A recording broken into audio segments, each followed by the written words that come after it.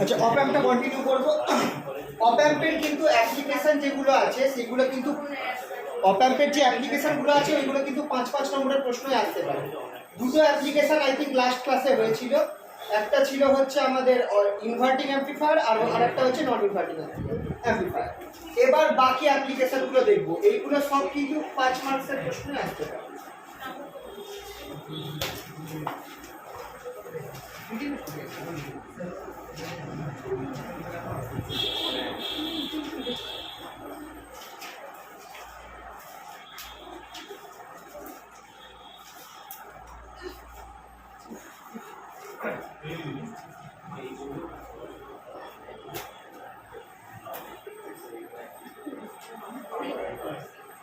First of all Eder.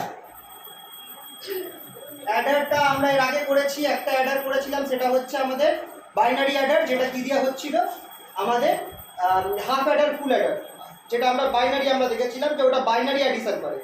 অপ অ্যাম্পের যে Eder আছে এটা কিন্তু আমার অ্যানালগ অ্যাডিশন করতে পারে, মানে হচ্ছে তোমার যে কোনো সংখ্যা ডেসিমাল অ্যাডিশন করতে পারে, যে কোনো সংখ্যাকে অ্যাড করতে পারে। কীভাবে অ্যাডার সার্কিটটা কী হবে, তোমরা যটা সংখ্যা অ্যাড করতে চাও, আপাতত ধরো তুমি 3টে সংখ্যা অ্যাড করতে চাইছো, 3টে সংখ্যাকে 3টে ভোল্টেজ রেজিস্ট্যান্সের থ্রুতে তুমি পাস করবে। এই 3টে রেজিস্ট্যান্স কম্বাইন হবে, কম্বাইন হয়ে একটা ইনভার্টারের মধ্যে ঢুকবে। ইনভার্টার হচ্ছে ইনভার্টিং অ্যাম্পলিফায়ার।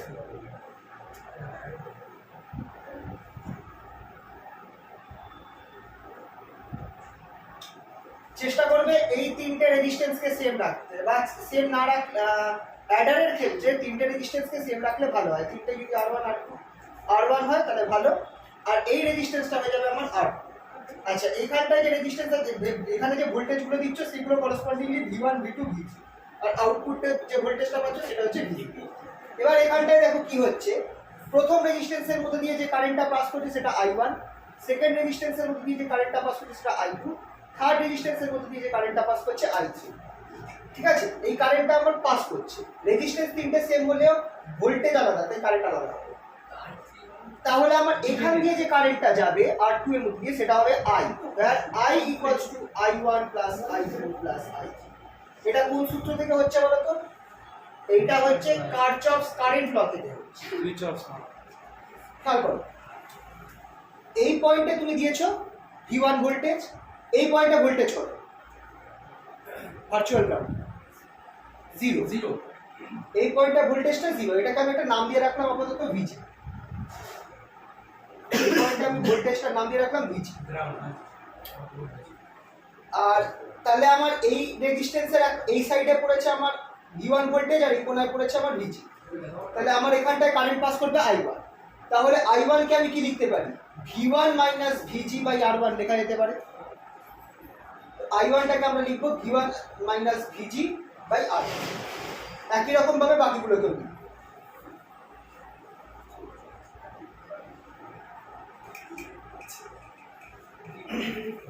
আচ্ছা চলো একটুখানি চেঞ্জ করছি, R1 R2 R3 এগুলোকে আলাদা করে দাও, R1 R2 R3 করে দাও, এইটাকে শুধু R করো। लास्ट में I3 हो। আচ্ছা একটু চেঞ্জ করে দাও আপাতত শুরুতে। এইখানটায় রেজিস্ট্যান্স গুলো আমি চেঞ্জ করে দিয়েছি R1 R2 R3, আর এইটাকে আমি শুধু রেজিস্ট্যান্স R করে দিয়েছি। ঠিক আছে, তাহলে খেয়াল করে দেখো আমার এই যে 3টে কারেন্ট যখন আমার এই পয়েন্টে যোগ হবে তাহলে কিন্তু I হয়ে যাবে, কারণ কারেন্ট একটা পয়েন্টে এসে মিললে যোগ হয়ে যায়। সেই কারেন্টটা আমার এখান দিয়ে যাচ্ছে, সেটা হচ্ছে I কারেন্ট, সেটা এখান দিয়ে ফ্লো করে V0 দিয়ে পাস হয়ে যাবে। আচ্ছা পিকচারটা এঁকে নাও, তারপর এটা মুছে আমি ক্যালকুলেশনটা দেখাচ্ছি। সবার হয়ে গেছে?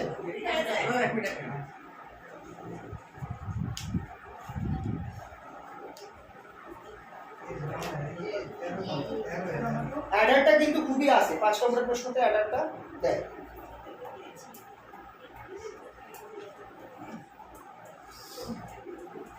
হয়ে গেলে বলি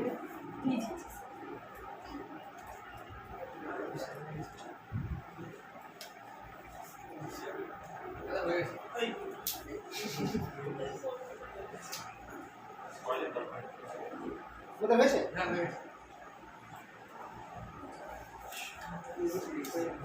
তাহলে এবার দেখো আমার স্টার্ট করে এই ক্যালকুলেশনটা I1 যেটা I যেটা সেটা হচ্ছে আমার I1 plus I2 plus I3। এবার I1 টাকে আমি কি লিখতে পারি? আমি লিখতে পারি কি V1 minus VG by R1 plus V2 minus VG by R2। V1 টা হচ্ছে খেয়াল করো রেজিস্ট্যান্স R1 এর সাইডের যে ভোল্টেজটা সেটা হচ্ছে হ্যাঁ স্যার এটাকে ভিজি মাইনাস কেন? কারণ নিয়ম হচ্ছে তোমার এই যে ধরো একটা রেজিস্ট্যান্স আছে, রেজিস্ট্যান্সের এই সাইডে যে ভোল্টেজ সেটা VA, এই সাইডের ভোল্টেজ VB, কারেন্ট পাস করছে I আর এর রেজিস্ট্যান্স হচ্ছে R, তাহলে I equals to VA minus VB by R। কারেন্টের ডাইরেকশন অনুযায়ী আমার চেঞ্জ হবে, যে কারেন্টটা যেহেতু আমার এখান দিয়ে ঢুকছে এখান দিয়ে বের হচ্ছে, তাই এই ভোল্টেজ মাইনাস এই ভোল্টেজ হবে। এটা হচ্ছে নিয়ম। পরেরটা হবে V3 minus VG by R। এবার এখন ভিজিটা কত? 0, ভার্চুয়াল গ্রাউন্ড। তাহলে এটা আমার হয়ে যাচ্ছে V1 R1 plus V2 R2 plus V3 R3 as VG equals to 0, virtual ground.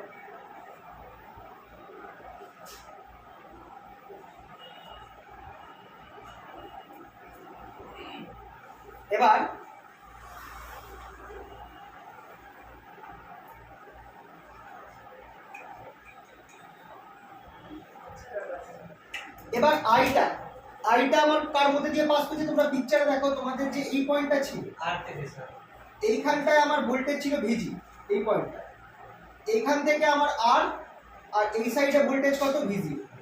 তাহলে কারেন্টটা যে আই পাস করছে, আইটা পাস করছে ভিজি মাইনাস V0 হবে ডিভাইডেড বাই আর, রাইট? হ্যাঁ, পরেরটা বসাও আগে। অলসো বলে also I equals to VG minus V0 by R, that is equals to minus V0 by R। এবার তিনটে ইকুয়েশনকে বসিয়ে দাও। therefore minus V0 by R equals to V1 by R1 plus V2 by R2 plus V3 by R3। এই ফর্মুলাটা আগে লিখলাম, এখনো অ্যাডার হয়নি। অ্যাডারটা হবে তখন যখন আমার তিনটে আর রেজিস্ট্যান্স যদি same, if R1 equals to R2 equals to R3, তিনটে রেজিস্ট্যান্স যদি আমার সেম হয় ইকুয়াল, আর এইটা যদি আমার R এর সমান, সব রেজিস্ট্যান্স গুলো পুরো সার্কিটে যদি সেম হয়, তাহলে দেখো কি হয়ে যাচ্ছে, দেন minus V0 equals to V1 plus V2 plus V3, or V0 equals to minus of V1 plus V2 plus V3. That is, the output voltage is the sum of all input voltage, is proportional to the negative by inverted sum of all input voltage. দেখো সামনে minus থাকলে আমার voltage গুলো কিন্তু positive হয়ে গেছে। 1/3 কেন হবে? আর কমন নেই, আর তো কেটে কমন নিয়ে এসে দিবি ভাবো। নিচে 1 1 1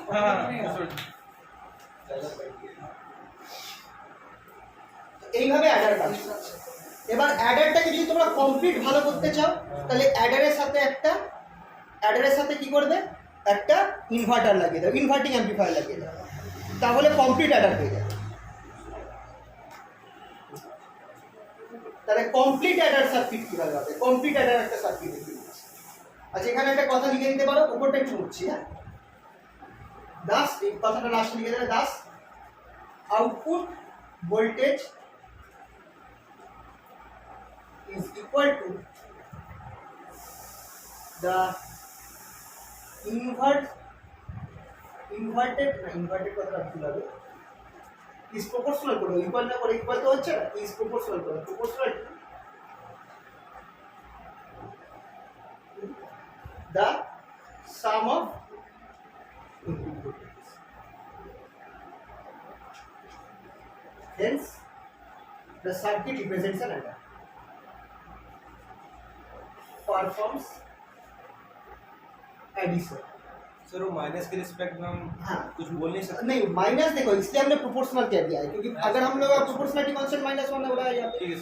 अब अगर कम्प्लीट एडर बनाना है तो इसके साथ তুমি amplifier add complete adder circuit এটা একটা কিন্তু দেখো অ্যাডার দিলে তোমরা ফার্স্ট টাইম করবে তোমাদের বইতে দেখবে অ্যাডার কিন্তু প্রথমটাই রয়েছে তাও যদি তোমাদেরকে বলা হয় কমপ্লিট অ্যাডার যেটা একদম অ্যাডিশন করে দেবে তাহলে আমাকে জাস্ট পিকচারটা এইভাবে বানাতে হবে এই পরের পার্টটা বুঝতে হবে কমপ্লিট অ্যাডার যদি তোমাকে দেখতে হয় তাহলে আমার এটা হচ্ছে কমপ্লিট অ্যাডার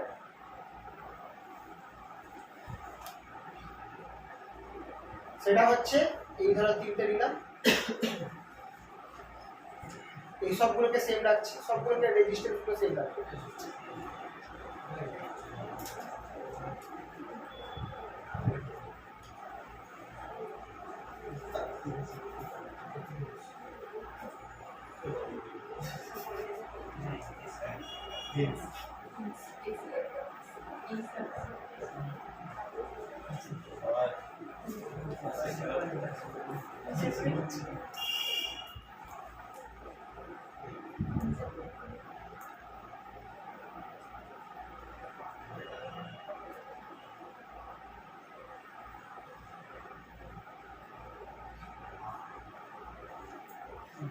এই যে পিকচারটা আঁকলাম খেয়াল করে দেখো এই অংশটা হচ্ছে একটা অ্যাডার এই অংশটা হচ্ছে অ্যাডার আর এই অংশটা হচ্ছে ইনভার্টিং অ্যামপ্লিফায়ার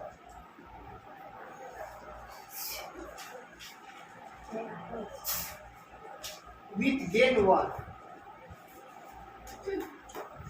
গেন এটার গেন কত হবে 1 হবে কেন এটা কি গ্রাউন্ডে হ্যাঁ এটা তো গ্রাউন্ড এই অংশটা তো গ্রাউন্ড খেয়াল করে ইনভার্টিং অ্যামপ্লিফায়ারের ফর্মুলা কি -R1/R2 মানে এটা মাইনাস এটা বাই এটা গেন হয় দুটোই আর হচ্ছে তাহলে গেন 1 হয়ে গেল কি তাহলে এটা রেজাল্ট আমাকে কি দেবে V0 = V1 + V2 + V3 মানে এটা অ্যাকচুয়াল অ্যাডার সার্কিট হয়ে গেল একটা ইনভার্টিং অ্যামপ্লিফায়ার সবগুলো সেম রেজিস্টার এখানে একটা ইনভার্টিং অ্যামপ্লিফায়ার অ্যাড করে দিয়েছি ইনভার্টিং অ্যামপ্লিফায়ার কি করবে আমার এর রেজাল্টটাকে যে ভোল্টেজটা বেরোবে সেটাকে নেগেটিভ করে তারকে অ্যামপ্লিফাই করবে অ্যামপ্লিফাই কত করবে এই রেজিস্ট্যান্স ডিভাইডেড বাই এই রেজিস্ট্যান্স এই রেশিওটা করে কোনটা গ্রাউন্ড হচ্ছে এই দুটো গ্রাউন্ড এই দুটো গ্রাউন্ড প্লাসটা গ্রাউন্ড গ্রাউন্ডে মানে দুবার মাইনাস আর প্লাস হয়ে গেছে হ্যাঁ ইনভার্টিং অ্যামপ্লিফায়ারে কি হয় নেগেটিভটা নেগেটিভ মানে রেজাল্ট যা ইনপুট দিচ্ছ আউটপুটটা নেগেটিভ হয় মানে ফর্মুলাটা হবে ইনভার্টিং অ্যামপ্লিফায়ারের ফর্মুলা হচ্ছে V0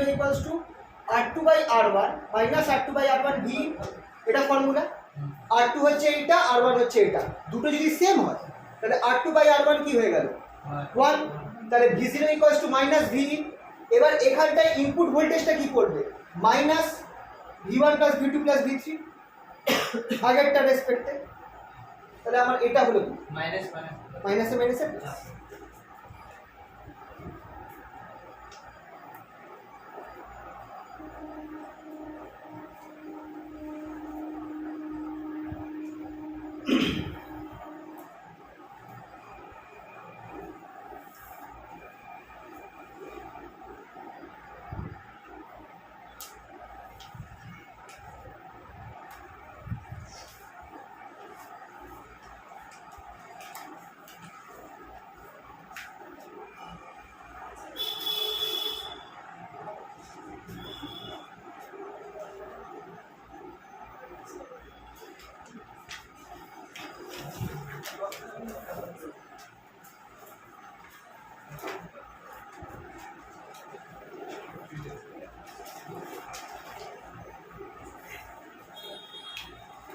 নেক্সট ইম্পর্টেন্ট সার্কিট এটা হয়ে গেল সবার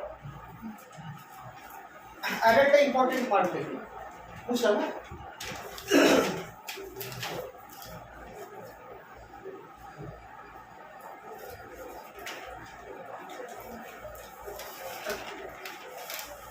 নেক্সট ইম্পর্টেন্ট সার্কিট হচ্ছে ডিফারেন্সিয়াল অ্যামপ্লিফায়ার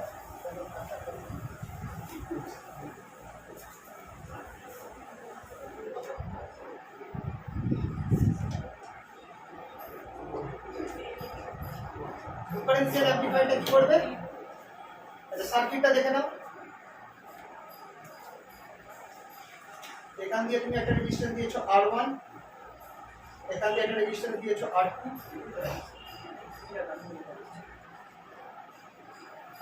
সরি, দুটো রেজিস্ট্যান্স সেম হবে, দুটোই R1।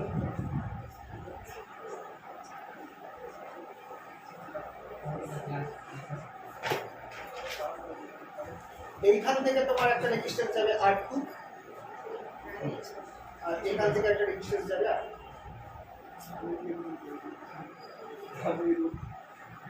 वो देर से देख रहे हैं। 0 E1, এই হচ্ছে আমার ডিফারেন্সিয়াল অ্যামপ্লিফায়ারের সার্কিট। সেম ঘটনা যেটা আগের সাথে হচ্ছে।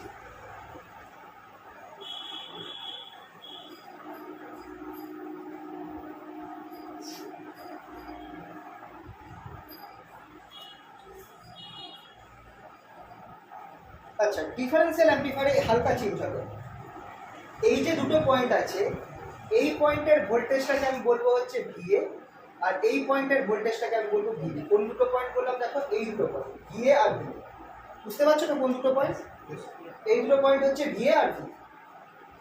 একটা কারেন্ট যেটা আছে I1 কারেন্ট, সেটা আমার এইখান দিয়ে যাবে I1, আর এই উপর দিয়ে চলে যাবে। আর আরেকটা কারেন্ট যেটা আছে I2, সেটা আমার নিচ দিয়ে গ্রাউন্ড হয়ে যাবে।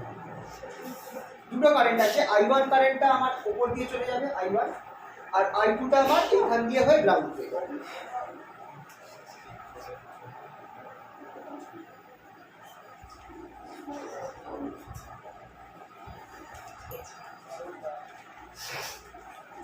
দুটোই কি R2? এই দুটো আর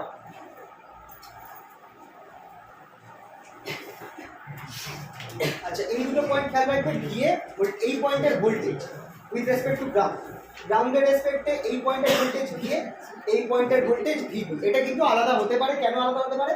কারণ এইখানে একটা কারেন্ট ফ্লো করছে, তাহলে এখানে একটা ভোল্টেজ ড্রপ। আপাতত আমরা ধরছি যে এখানটা আলাদা ভোল্টেজ থাকতে পারে দুটো পয়েন্ট, কিন্তু নর্মালি দুটো পয়েন্টে কখনো আলাদা ভোল্টেজ হয়, দুটো পয়েন্টের ভোল্টেজ সেম হয়। এই প্রপার্টিটা আমরা ব্যবহার করি, কিন্তু জিরো হবে। ভার্চুয়াল গ্রাউন্ড যেটা হচ্ছিল আগের ক্ষেত্রে, এখানে কিন্তু এই পয়েন্টটা ভার্চুয়াল গ্রাউন্ড বলতে পারবো না। কেন বলতে পারবো না? এই পয়েন্টটা ভার্চুয়াল গ্রাউন্ড তখন বলতাম যদি আমার এখানটায় জিরো হতো, কিন্তু এই ভিবিটাও জিরো হবে না, তার কারণে ভিএটাও জিরো হবে না। কিন্তু ভিএ আর ভিবি এই দুটো পয়েন্টের ভোল্টেজ কিন্তু সেম থাকে, আর এই প্রপার্টিটাই আমরা এখানটা ইউজ করবো। যতগুলো কেস আমরা করেছি, ইনভার্টিং অ্যামপ্লিফায়ার, নন ইনভার্টিং অ্যামপ্লিফায়ার, এই দুটো পয়েন্টের ভোল্টেজ আমরা সেম রেখেছি। খেয়াল করে দেখো, ইনভার্টিং অ্যামপ্লিফায়ার করার সময় যেহেতু এই পয়েন্টটা গ্রাউন্ডের সাথে কানেক্ট থাকতো, এই পয়েন্টটা জিরো হতো, করসপন্ডিং আমি এটাকে ভার্চুয়াল গ্রাউন্ড করতাম, জিরো করে দিতাম। নন ইনভার্টিংয়ে এইখানটায় আমার ব্যাটারিটা লাগানো থাকতো, ভোল্টেজ থাকতো, সেই ভোল্টেজটা আমার এখানে শো। তার মানে সবসময় এই দুটো পয়েন্টের ভোল্টেজ সেম হবে। এটা হচ্ছে অপ অ্যাম্পের প্রপার্টি, খেয়াল রাখবে। তো এইখানটায় আমরা সেইভাবে ধরছি। আচ্ছা চলো, I1 কারেন্ট R1 এর মধ্যে দিয়ে যাচ্ছে, এই সাইডে V1, এই সাইডে VA, R1 রেজিস্ট্যান্স। তাহলে I1 কত হবে? I1 equals to V1 minus VA by R1 লেখা যেতে পারে। একই রকম ভাবে I2টা কত হবে বলো? V2 মাইনাস VB বাই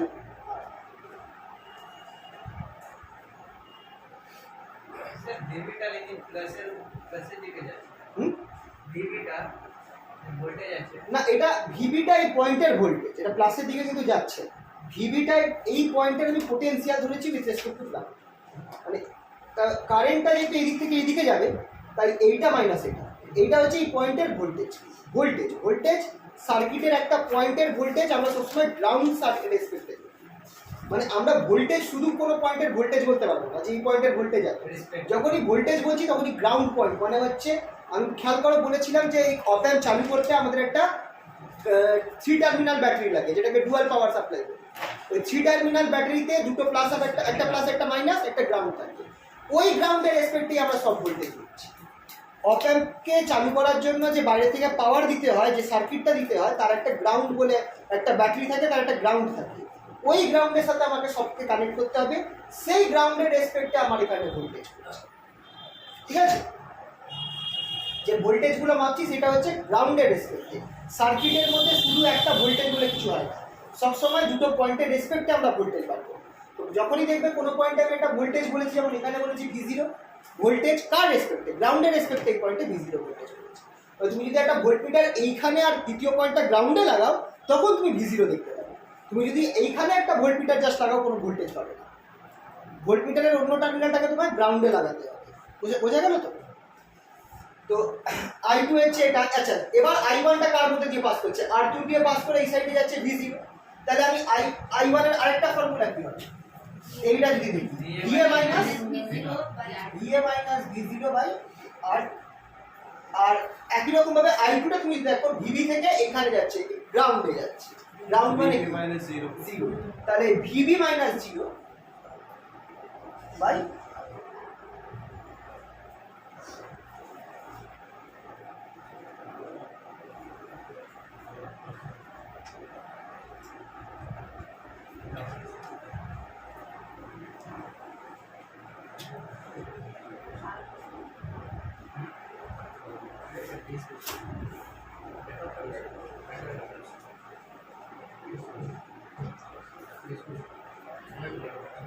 এই যে প্রথম ইকুয়েশনটা যেটা আছে এটাকে আমি ইকুয়েশন 1 নাম দিলাম, আর নিচের ইকুয়েশনটাকে আমি ইকুয়েশন 2 নাম দিলাম। প্রথম ইকুয়েশনটাকে আমি 1 নাম দিলাম, দ্বিতীয় ইকুয়েশনটাকে 2 নাম দিলাম। এবার দুটো কাজ করব, প্রথমত 1 - 2 করব, আর আমরা সেই আইডিয়াটা করব যে এই দুটো পয়েন্টের পোটেনশিয়াল সেম, মানে VA = V। সবার আগে আমি 1 - 2 1 - 2 করব, এই আইটাকে বাদ দিই, মানে শুধু এই দুটো পার্টের মাইনাস। তো ছবিটা মুছি।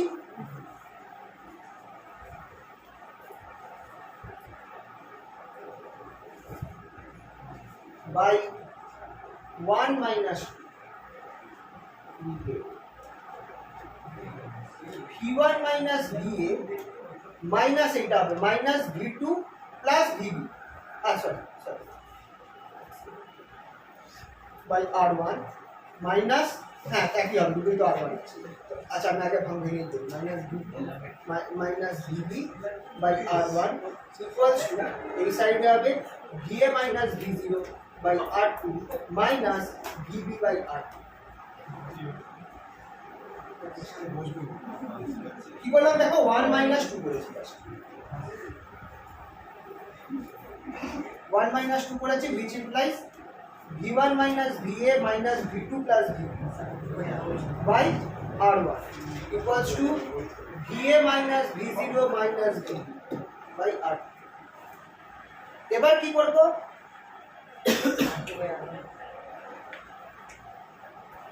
as VA equals to VB we have অপ অ্যাম্পের একটা প্রপার্টি যে দুটো পয়েন্টের পোটেনশিয়াল সেম হবে VA আর VB, সেটা যদি হয় এই টার্ম আর এই টার্মটা কেটে যাচ্ছে, সিমিলারলি এই টার্ম আর এই টার্মটা কেটে যাচ্ছে, তাহলে আমার কাছে কি করে থাকছে, V1 করে থাকবে মাইনাস V2 করে থাকবে বাই R1 করে থাকবে ইকুয়ালস টু এই সাইডে আমার কি থাকছে দেখো মাইনাস V0 বাই R2 করে থাকছে। এখান থেকে তোমরা V0টা বার করে দেবে, V0 আমার হচ্ছে V0 equals to R2 by R1 V2 মাইনাসটাকে ঘুরিয়ে দাও এই ফরম্যাটে। তো ডিফারেন্সিয়াল অ্যামপ্লিফায়ার কি করছে, দুটো ইনপুটে আমি যে ভোল্টেজ দিচ্ছি সেটার ডিফারেন্সটাকে অ্যামপ্লিফাই করছে।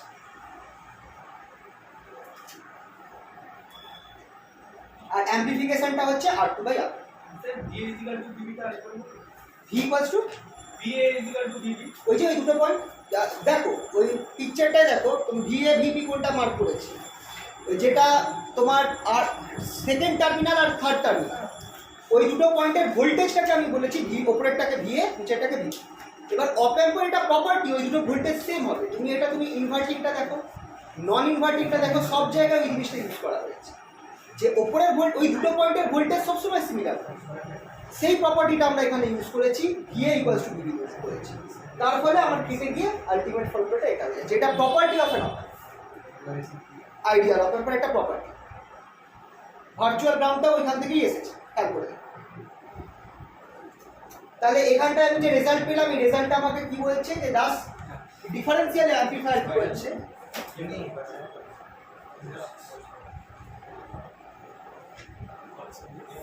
differential amplifier amplifies the difference of the two input voltage.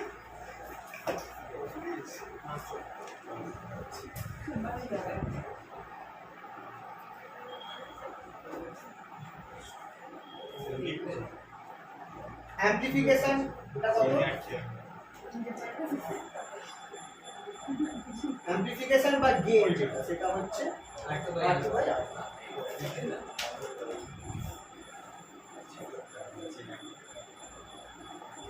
তো ডিফারেন্সিয়াল অ্যাম্পলিফায়ার আছে, অ্যাডার আছে, ইন্টিগ্রেটর আছে, ডিফারেন্সিয়েটর আছে। এই চারটে খুব কম মূল্য অপ অ্যাম্পের, আর এনে 5 রকমের বড় প্রশ্ন। স্যার এমপ্লিফাই মানে অ্যাম্পলিফাই মানে গেইন, মানে অ্যাম্পলিফাই করা মানে হচ্ছে গ্রেড, মানে বাড়িয়ে দিচ্ছি কিছু। যেমন এখানে দেখো ভোল্টেজটা বাড়িয়ে দিচ্ছি, আউটপুট এইটা যদি আমার মানে সংখ্যাটা যদি আমার একের বড় হয়, তাহলে খেয়াল করো আমার ভোল্টেজটা ইনপুটের output voltage will be greater than input voltage.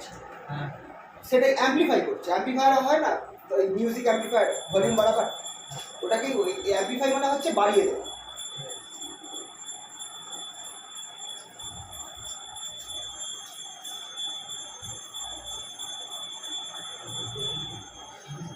বলছি দীপঙ্কর, দেখো তো এখানে কি আছে এর মধ্যে, যেটা আছে অ্যাডারটা আছে, ডিফারেন্সিয়াল অ্যাম্পলিফায়ার আছে, ডিফারেন্সিয়াল এগুলো সম্ভবত এই বইতে নেই। এরপরে যেগুলো পড়াচ্ছি ডিফারেন্সিয়াল অ্যাম্পলিফায়ার বা বাকিগুলো, ওগুলো একটু আমার ইংলিশ নোটে দিই। হ্যাঁ, ইংলিশ নোটটাই দিই, বাংলাতে সম্ভবত নেই। দেখো বেশিরভাগ কিন্তু বেশিরভাগ পিকচার আর এইটুকুনি তোমরা নিজেরা কনভার্ট করে দেবে। কথাগুলো সেম দেখো, অ্যাম্পলিফাই করছে এরকমভাবে লিখে দেবে। অ্যাম্পলিফাই মানে হচ্ছে বিবর্ধন, তাই তো ম্যাগনিফিকেশন একই আর অ্যাম্পলিফিকেশন একই। ঠিক আছে, হয়েছে এটা সবার বুঝলাম। আচ্ছা, এবার তোমাদের এখান থেকে একটা ছোট্ট জিনিস দিতে পারে, একটু আলাদা। Instead of giving differential amplifier তোমাকে বললো সাবট্রাক্টরের ছবি দেয়।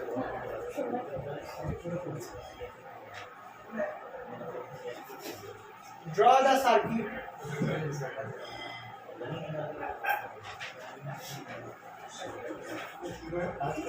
of a subtractor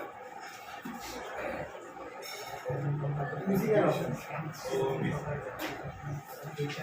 সাবট্রাক্টর মানে হচ্ছে যেটা আমার দুটো ভোল্টেজকে ডিফারেন্স করবে, মানে দুটো ভোল্টেজকে আমাকে মানে মানে কি বলবো, আমার দুটো ভোল্টেজের ডিফারেন্সটা দেবে, সেটাকে আমরা বলছি হচ্ছে সাবট্রাক্টর। কি করে করবে, এনি আইডিয়া? সাবট্রাক্টর দুটো ভোল্টেজকে জাস্ট মাইনাস করে তার অ্যান্সারটা দিচ্ছে। কি করে করতে পারে একটুখানি ভেবে দেখো, আগেরটার মধ্যে অ্যান্সার কি আছে আগে। হ্যাঁ, কিন্তু সাবট্রাক্টর শুধু ডিফারেন্সটা করে, কি করবে? R1 is equal to R2. Differential amplifier আসবে, দুটো রেজিস্ট্যান্সকে সব রেজিস্ট্যান্সগুলোকে সেম করে দেবে, সব রেজিস্ট্যান্সগুলোকে সেম করে দেবে। R1 R2 इक्वल हो जाएगा,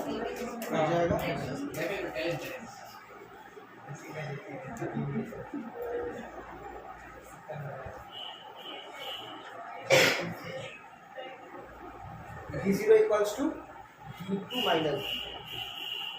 আচ্ছা, এইটাও ইম্পর্টেন্ট, সাবট্রাকশনটা খেয়াল রাখবে। তোমার কোন দুটো ভোল্টেজকে সাবট্রাক্ট করছে, যে ভোল্টেজটা তোমার এই নিচের প্লাসের সাথে আছে সেটা কি সাথে মাইনাসেরটা মাইনাস করছে, এইটা একটু খেয়াল রাখতে হবে। যে ভোল্টেজটা প্লাসের সাথে আছে সেই ভোল্টেজটার থেকে মাইনাসের ভোল্টেজটা মাইনাস করছে, মানে V2 মাইনাস V1 হবে, V1 মাইনাস V2 কিন্তু হবে না, খেয়াল রাখবে।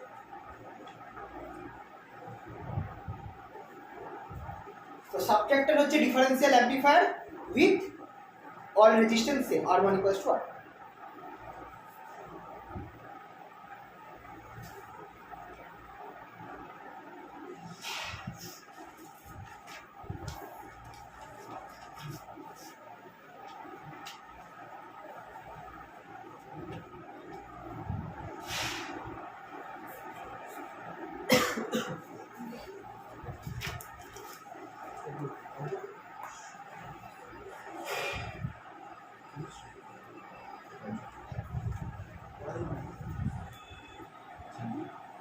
হয়েছে সবার?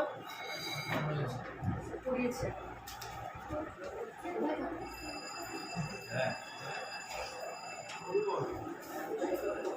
Differential amplifier হলো next second important integrator. Integrator তোমাকে ইন্টিগ্রেশন করে দেবে। অপ অ্যাম্পের সবথেকে বড় জিনিস তোমাকে একটা ইন্টিগ্রেশন করে দেবে। তাই জন্য অপ অ্যাম্পকে অ্যানালগ কম্পিউটার বলে। তোমরা এখানে ইন্টিগ্রেশন ডিফারেন্সিয়েশন পর্যন্ত করতে পারছো। ইন্টিগ্রেশনের সার্কিট কি? স্যার এটা কত বড়? কি কোনটা বলো? মানে মেশিনটা কত বড়?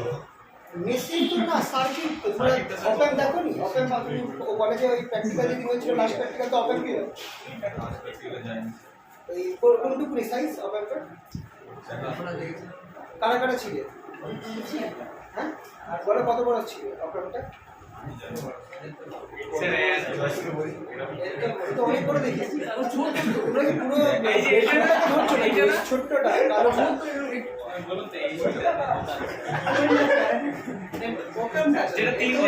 বলছে ছোট্ট যেটা, বাকিটা ব্রেড বোর্ড, বাকিগুলো ওই মানে ভোল্টেজ সার্কিট। অ্যাকচুয়াল ওটা পুরো কেনার কিট, ওটা অ্যাকচুয়াল অপ অ্যাম্পেই টুকু। তোমরা যদি ইংলিশ পিডিএফটাও খুলে রাখো তাহলেও তোমরা ফার্স্ট পেজেই ছবিটা দেওয়া রয়েছে। স্যার তিনটে পিনের ওটা তো? হ্যাঁ তিনটে পিন ওটা অপ অ্যাম্প না ছিল লাস্ট পিন ছিল। আচ্ছা তাহলে কি এটা স্যার অঙ্ক পরীক্ষায় ইউজ করা যাবে?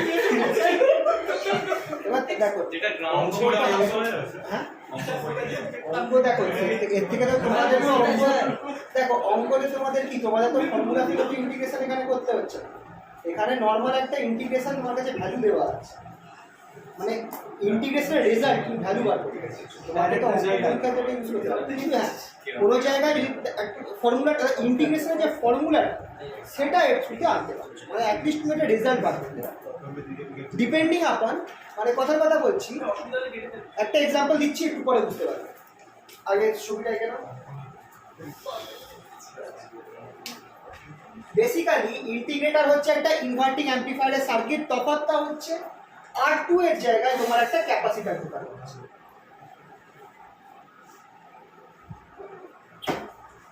সিম্পল সার্কিট, একটা ইনভার্টিং অ্যাম্পলিফায়ারের সার্কিট, R2 এর জায়গায় কি আছে, একটা ক্যাপাসিটর ঢোকানো।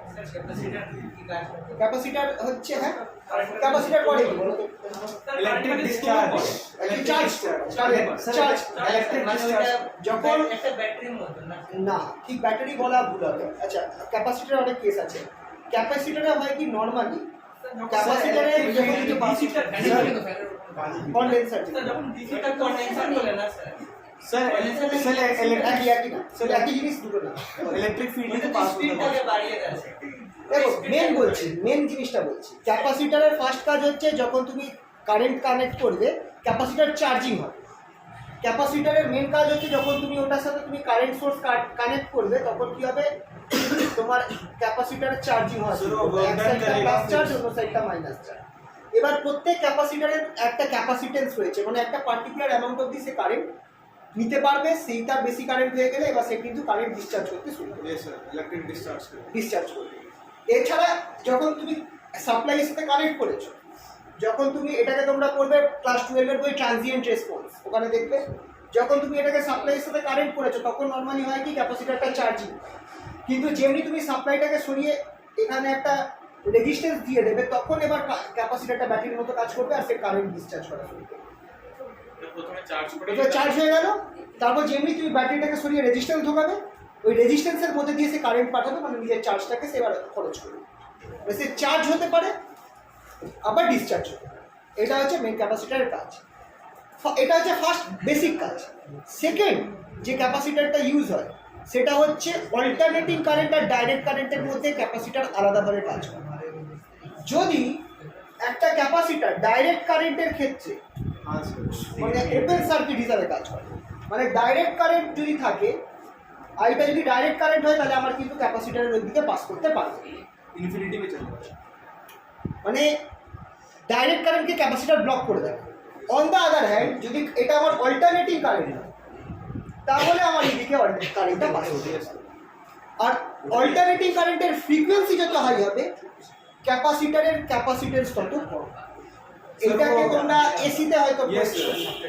রিয়াক্ট ক্যাপাসিট্যান্সের যে যেটাকে রিঅ্যাকট্যান্স বলা হয়, Yes. যেটাকে প্রতিরোধ বলা হয়, ক্যাপাসিট্যান্স 1/2 FC. উইথ ফ্রিকোয়েন্সি এরকম, Yes. মানে for Inverse. Zero frequency that is direct current,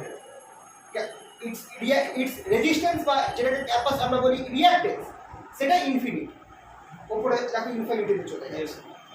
আর যত তোমার ফ্রিকোয়েন্সি ইনক্রিজ হচ্ছে ফল করছে, মানে হাই ফ্রিকোয়েন্সির জন্য ক্যাপাসিটার কিন্তু একটা নর্মাল তারের মতো কাজ করবে, হাই ফ্রিকোয়েন্সি অল্টারনেটিং কারেন্টের জন্য ক্যাপাসিটার নর্মাল তারের মতো কাজ করবে, পাস করে যাবে, ডাইরেক্ট কারেন্টকে পুরো কেটে দেবে, যেতে দেবে না, কারণ মাঝখানে কিছু নেই, একটা জাস্ট কন্ডাক্টর, মানে দুটো প্লেট মাঝখানে থাকে, মানে এটা ক্লোজ সার্কিটের মতো কাজ করে।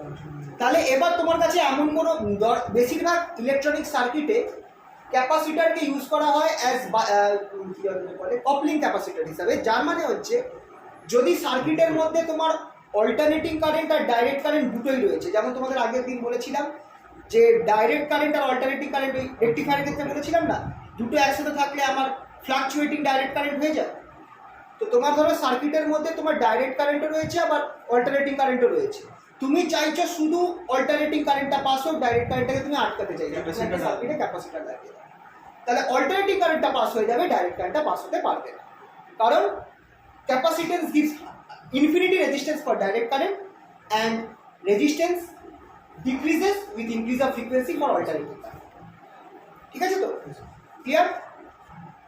তো ক্যাপাসিটার এখানটায় যে আমরা কাজটা করবো সেটা হচ্ছে চার্জ, মানে কারেন্ট যখনই এর মধ্যে দিয়ে পাস হবে ক্যাপাসিটার চার্জ হয়ে যাবে, তারপর যেমনি তুমি কারেন্ট সোর্সটাকে অফ করে দেবে তখন ক্যাপাসিটার ডিসচার্জ করবে, তখন সার্কিটে উল্টো দিকে কারেন্ট ফ্লো হবে, মানে ক্যাপাসিটার তখন ব্যাটারির মতো কাজ করে।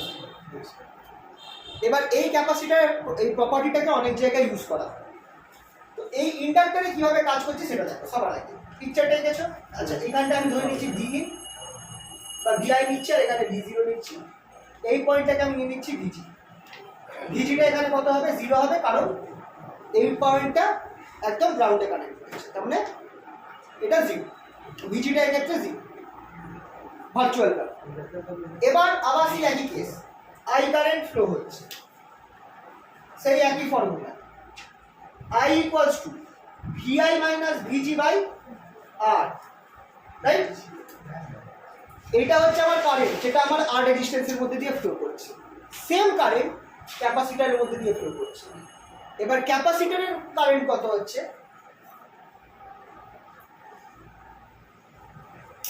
VG minus V0 কারেন্ট, হ্যাঁ, flows through the capacitor, flows in হবে ইন দ্য ক্যাপাসিটার,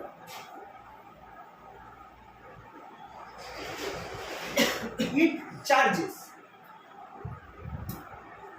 ক্যাপাসিটারটা কি হবে? চার্জ হবে। এই চার্জের ফর্মুলাটা হচ্ছে দ্য ইনস্ট্যান্টেনিয়াস চার্জ, সেটা লিখে নাও, dq by dt. charges না ওটা তো কারেন্ট হয়ে গেল, চার্জটা instantaneous charge, charge equals to ক্যাপাসিটরের ফর্মুলা, এগুলো ইলেকট্রোস্ট্যাটিক্সে ছিল, আগের সেমিস্টারেই ছিল, চার্জ যেটা সেটা হচ্ছে আমার ক্যাপাসিটেন্স ইনটু পোটেনশিয়াল ডিফারেন্স, মানে Oh, C equal to QV. Yes. instantaneous টা কি? Instantaneous charge. এই ছবিটা বুঝতে পারি? Instantaneous charge on the capacitor,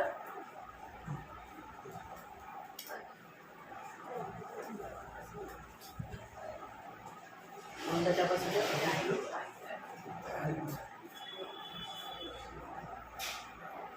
Q function of T equals to C into left। আচ্ছা, আবার সেই ভোল্টেজ কিন্তু আমরা ক্যাপাসিটর অ্যাক্রসের যে ভোল্টেজ সেটা লিখবো, ক্যাপাসিটর এই সাইডে ভিজি আছে, ওই সাইডে ভি0 আছে, minus V0 minus VG minus V, that is equals to minus C.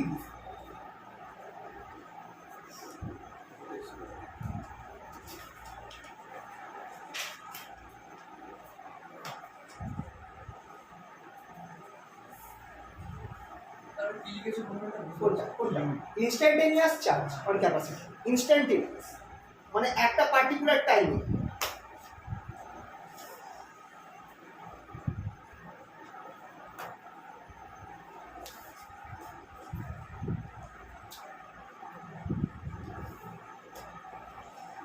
তাহলে আমি কি লিখতে পারি dq dt সেটা আমার হয়ে যাবে মাইনাস বা ddt of minus c v0 এটা যেতে পারে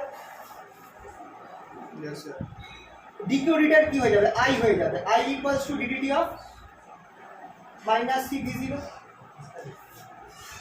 আচ্ছা আমার টার্গেট কিন্তু আউটপুটটা বার করা, সবসময় আউটপুটটাকে বার করবো। তাহলে আউটপুটটা কি হয়ে যাচ্ছে এটা কিভাবে হলো বুঝতে পারলে তো? কিউ হচ্ছে এই জিনিসটা, dq dt হবে এইটা, dq dt কি I, তাহলে I হচ্ছে এইটা। এবার I এর ভ্যালু আমরা ঠিক আগে দিয়েছি,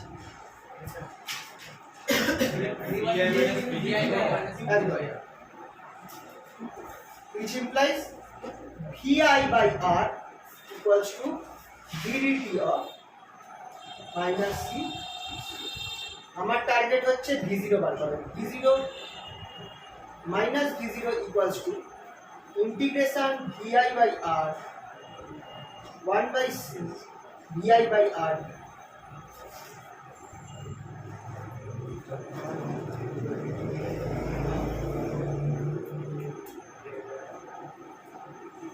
v0 equals to minus 1 by c r integration vi। এটা হচ্ছে ফাইনাল ফর্ম। তার মানে output voltage is integration of input voltage, output voltage is proportional to integration of input voltage. এবার তার মানে তোমার যদি ইনপুট ভোল্টেজটা একটা পার্টিকুলার ফাংশনের মতো চেঞ্জ হয়, তাহলে তার আউটপুট ভোল্টেজটা সেই ফাংশনের ইন্টিগ্রেশন করলে যে ফাংশনটা পাবে তার মতো চেঞ্জ হয়। অ্যাজ ফর এক্সাম্পল, আচ্ছা এই অবধি এটা নিচেটা মুছে দিলাম। Thus output voltage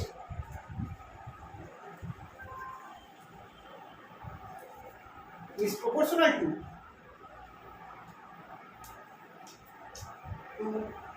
integration of input voltage।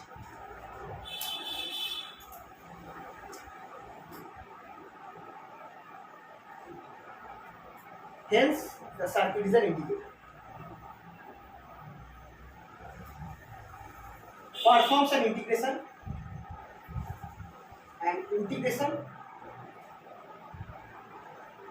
and is called an integrator।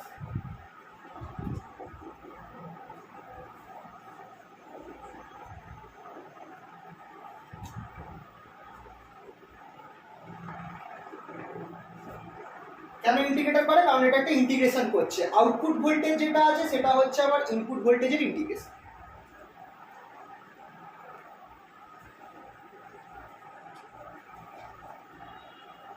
পিকচারটা আঁকবে, ছবিটা আঁকবে, ফর্মুলাটা বার করে দেবে, ডিরাইভ করে দেবে, তারপর জাস্ট এটা বাংলায় লিখতে পারবে যে সার্কিট এখানে যে আউটপুট ভোল্টেজটি ইনপুট ভোল্টেজের ইন্টিগ্রেশনের সাথে সমানুপাতিক, তাই জন্য এটাকে ইন্টিগ্রেটর সার্কিট বলা হয়। ব্যাস,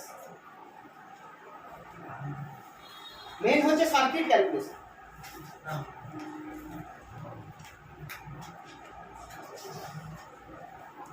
আচ্ছা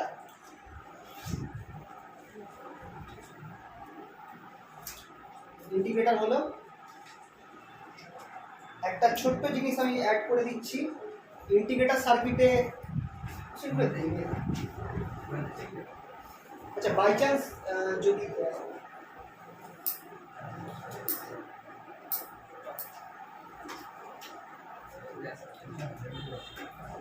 স্যার এটা কমপ্লিট ঠিক আছে, ওইটুকুনি দিকে ছেড়ে গেছে, তাহলে খারাপ লাগে 5 নম্বরের মতো দিতে যাই। একটা ব্যাপার হচ্ছে যে কিছুই না, ইন্টিগ্রেটর সার্কিটের মধ্যে একটা সমস্যা আছে, সেটা হচ্ছে ওপরে তো একটা ইয়ে রয়েছে, ক্যাপাসিটার রয়েছে। তো ক্যাপাসিটারটা থাকার জন্য যদি তুমি DC by chance DC current ঢুকে যায় সার্কিটে, এবার ডিসির জন্য তো ওপরের মানে যে ক্যাপাসিটারটা সেটা তো ইনফাইনাইট গেন দেবে, তাহলে আমার অপ অ্যাম্পটার যে গেন ইনফিনিটি হয়ে যাবে, মানে স্যাচুরেশনে চলে যাবে, মানে +15 ভোল্ট দেখাতে শুরু করে গন্ডগোল হয়ে যাবে। তো সেটা আটকাবার জন্য কী করতে হয়, ওই ক্যাপাসিট্যান্সের ওপরে আর একটা রেজিস্ট্যান্স পাঠিয়ে দিতে হয়, বড় রেজিস্ট্যান্স। যদি কোনো ডিসি হ্যাঁ বোর প্যারালাল, এটা একটা কেস আছে। তো ওটা কি বলবো নাকি এই অবধি থাকবে? মানে এই অবধি মানে এই পার্টটা এরপর আছে। হ্যাঁ স্যার, হ্যাঁ স্যার বলবো, ঠিক আছে। सेंटीग्रेड तो ये तो है ना कि आगे हो একটুখানি আছে, মানে 5 নম্বরের জন্য 5 নম্বরের জন্য একটুখানি। এবার যদি বাই চান্স বলে যে হোয়াট ইজ দ্য কোনো প্রবলেমের ব্যাপারে যদি বলে problem with integrator and it's problem question, the problem indicator circuit मेरे पास है माइक्रोसॉफ्ट में खरीद लिया and वापस how can it be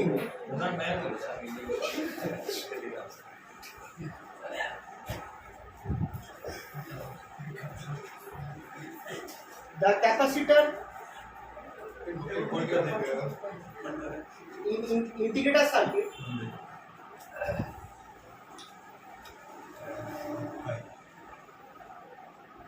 gives infinite resistance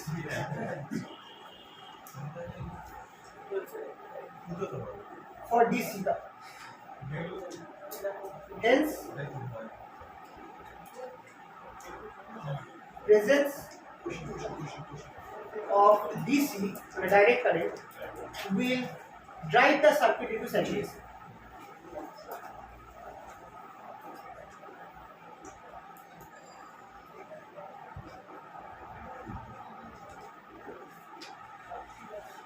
যে ক্যাপাসিট্যান্সটা রয়েছে সেটা আমার ডিসি কারেন্টের জন্য ইনফাইনাইট রেজিস্ট্যান্স দিচ্ছে, তার ফলে হচ্ছে এটা কি, খেয়াল করে দেখো এইখানটা একটা রেজিস্ট্যান্স আছে আর, আর এই উপরে আমার একটা, এইটা যদি আমার আর টু ইকুয়ালস টু ইনফিনিটি হয়ে যায় তাহলে আমার এইটার গেন কত হয়ে গেল, গেনটা কত হয়ে গেল আর টু বাই আর, সেটা ইনফাইনাইট হয়ে গেল কি, তার মানে এটা আমার ইনফিনিটি গেন দিচ্ছে কার জন্য, যদি কোনো ডিসি কারেন্ট, এসি কারেন্টের ক্ষেত্রে কিন্তু আমার আর টু ইনফিনিটি হবে না, ক্যাপাসিট্যান্স কিন্তু রেজিস্ট্যান্স দেয় না, কিন্তু ডিসি কারেন্ট, ডাইরেক্ট কারেন্টের জন্য আর টু কিন্তু ইনফিনিটি হয়ে যাচ্ছে, মানে ইনফিনিটি মানে কি বেসিক্যালি কাটা, রেজিস্ট্যান্স হাই, ভেরি হাই, তো সেই অবস্থায় গেন ইনফিনিটি হয়ে যাচ্ছে, তাহলে গেন ইনফিনিটি হয়ে যাওয়া মানে কি, এটাতে তুমি যত ভোল্টেজ দিয়ে রেখেছো, ধরো প্লাস 15 ভোল্ট দিয়ে দিয়েছো, আউটপুটও সেটাই পাবে, মাইনাস 15 ভোল্ট পাবে, মনে পড়ছে ম্যাক্সিমাম কত ভোল্টেজ দিতে পারে, যে ভোল্টেজটা তুমি কানেক্ট করেছো এই 7 নম্বর আর 4 নম্বর পিনে, তো এখানেও তাই হচ্ছে, তুমি নেগেটিভ পিনে যেহেতু তোমার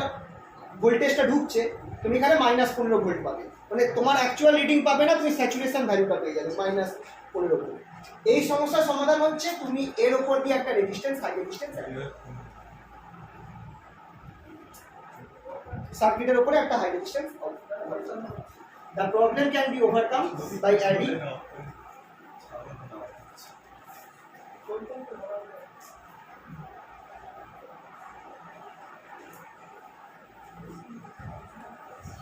by adding a high resistance parallel to the capacitor.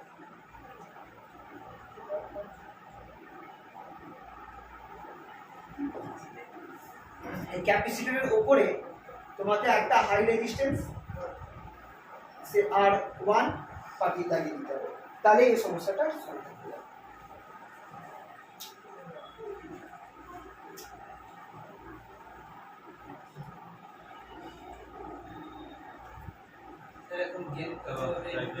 Gain দেখো, গেন তখন ইনফিনিটি হতো যদি আমার এর মধ্যে কোনো ডিসি কারেন্ট ঢুকে যায়, নর্মালি ইন্টিগ্রেটর তুমি এসি কারেন্ট ছাড়া কাজ করতে পারবে, এসি কারেন্ট লাগে, আর এসির মধ্যে যদি বাই চান্স একটা ডিসি কারেন্ট ঢুকে যায়, সেইটা কিন্তু তার জন্য ক্যাপাসিটার ইনফাইনাইট রেজিস্ট্যান্স দিচ্ছে, তার মানে সেই ডিসি কারেন্টের জন্য আমার গেনটা ইনফাইনাইট হয়ে যাচ্ছে, তাহলে এইটার ফলে আমার ক্যাপাসিটারটা স্যাচুরেশনে চলে যাবে, মানে এই ম্যাক্সিমাম যে ভোল্টেজটা দিয়ে রেখেছে সেইটা শো করবে, তো এখানে একটা প্রবলেম হয়ে গেল, ঠিক আছে। যদি আমার বাই চান্স আমাকে তাহলে একদম ডাইরেক্ট কারেন্ট ফ্রি কারেন্ট পাঠাতে হবে, মানে একটা যে কারেন্টটা ঢুকছে সেটা পিওর অল্টারনেটিং কারেন্ট হতে হবে, কোনো ডাইরেক্ট কারেন্ট কম্পোনেন্ট থাকলে চলবে না। এবার অ্যাকচুয়াল সার্কিটে আমরা এরকম করতে পারি না, ডাইরেক্ট কারেন্ট কিছুটা থেকে যায়, তো সেইটাকে আটকাবার জন্যই, যাতে আমার এই গেনটা ইনফিনিটি না হয় ডাইরেক্ট কারেন্টের জন্য, আমি একটা হাই রেজিস্ট্যান্স উপরে লাগিয়ে দিয়েছি, তাহলে হবে কি, কোনো ডাইরেক্ট কারেন্ট থাকলে সেটা উপর দিয়ে চলে যাবে।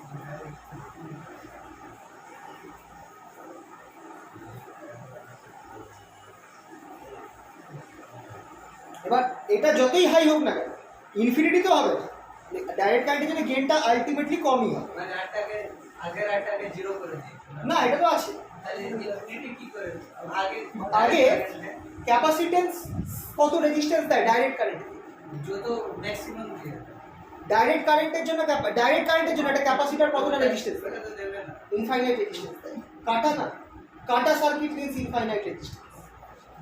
হাওয়া অ্যাকচুয়ালি রেজিস্ট্যান্স কি? রেজিস্ট্যান্স হচ্ছে কার্বন দিয়ে তৈরি হয়।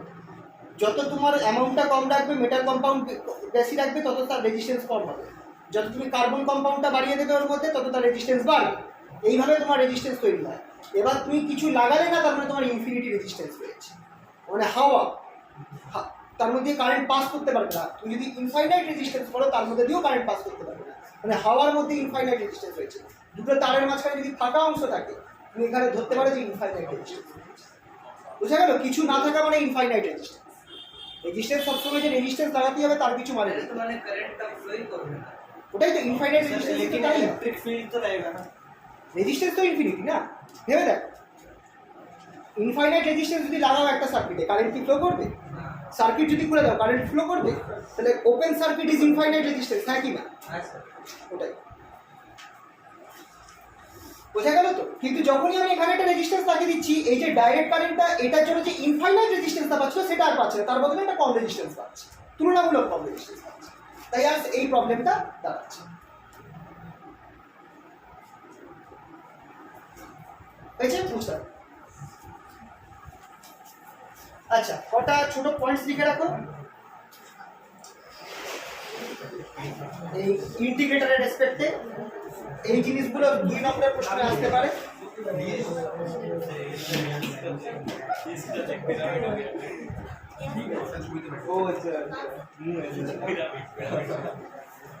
আচ্ছা, ইন্টিগ্রেটরের জন্য ইনপুট আর আউটপুট। ইনপুট যদি আমার সাইন ওয়েভ হয়, আউটপুটটা হবে কোসাইন। আর ইনপুট যদি কোসাইন ওয়েভ হয়, আউটপুটটা হবে সাইন। আর কি, যদি আমার ইনপুটটা স্কোয়ার ওয়েভ হয়, সেটাকে আউটপুট হয়ে যাবে ট্রায়াঙ্গুলার। এই প্রশ্নগুলো আসতে পারে ইন্টিগ্রেটরের ক্ষেত্রে। ইনপুট আউটপুট কিরকম হয়? সাইন ওয়েভ দিলে তুমি কোসাইন ওয়েভ পাবে, কোসাইন ওয়েভ দিলে সাইন ওয়েভ পাবে, আর স্কোয়ার ওয়েভ দিলে তুমি ট্রায়াঙ্গুলার ওয়েভ পাবে। এটা হচ্ছে ইন্টিগ্রেটর। তো এই প্রশ্নটা দেয় যে একটি ইন্টিগ্রেটর সার্কিটে যদি, মানে if a square wave is given in the as input in the integrator circuit, what will be the output? এটা 1 নম্বরের প্রশ্নে ঢুকিয়ে দিতে পারে। মানে ইন্টিগ্রেটরের ব্যাপারে দিল, ছবি আঁকতে বললো, ফর্মুলাটা লিখতে বললো, লাস্টে একটা ছোট্ট 1 নম্বরের প্রশ্ন দিয়ে দিল যে যদি তুমি স্কোয়ার ওয়েভ দাও ইনপুটে, if you give a square wave as input in an integrator circuit, what will be the output? Sine wave দিলে কোসাইন, এটা তো আমরা জানি, ইন্টিগ্রেশন তো তাই পাবো। এটাই বেস্ট এক্সাম।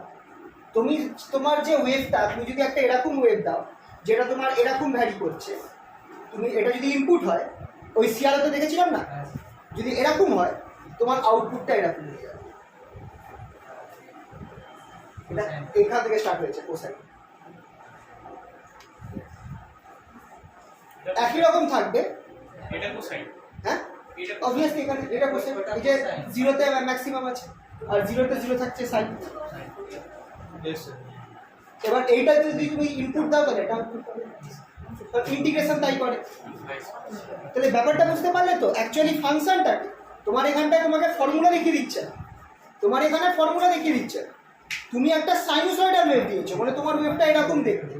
সাইনোসয়েডালকে কোসাইন ওয়েভ বানিয়ে দেবে, মানে তুমি তোমার ওয়েভটা এরকম হয়ে যাবে। মানে যে পয়েন্টে 0 হচ্ছিল সেই পয়েন্টে তখন তুমি ম্যাক্সিমাম পাবে, একটা ফেজ ডিফারেন্স চলে আসবে। আর ওই -1/CR সেই টার্মটা ওইখানটায় থাকে, মানে বড় বা ছোট কিছু একটা হতে পারে।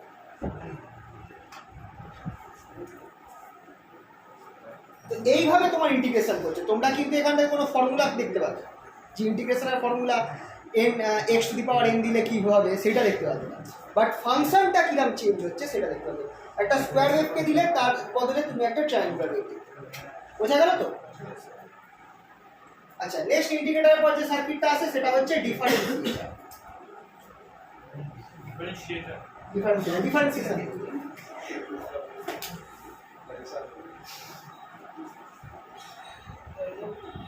ডিফারেন্সিয়েশন করবে, জাস্ট ক্যাপাসিটর আর আর এর জায়গা চেঞ্জ করে দেবে ইন্টিগ্রেটরে।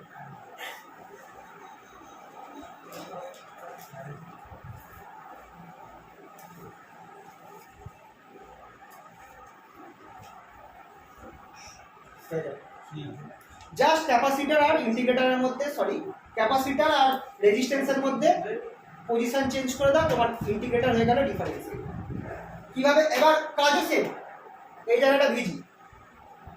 আচ্ছা, প্রথমে charging of capacitor, charging capacitor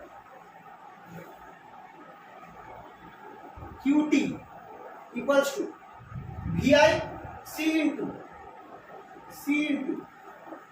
VI minus VG, that is equals to CVI. Charge কত, ক্যাপাসিটর কত চার্জ হবে?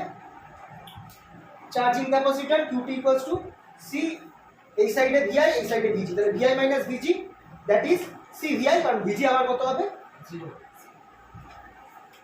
আর এখান থেকে কারেন্ট ফ্লো করছে।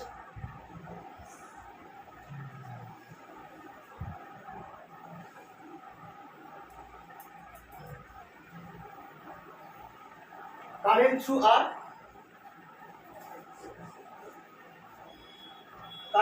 আর, কত হবে? I equals to VG minus V0 by R, that is equals to minus V0 by R. I পেয়ে গেছি, IO পেয়ে গেছি, QT পেয়ে গেছি, এবার আগের মতো ক্যালকুলেশন।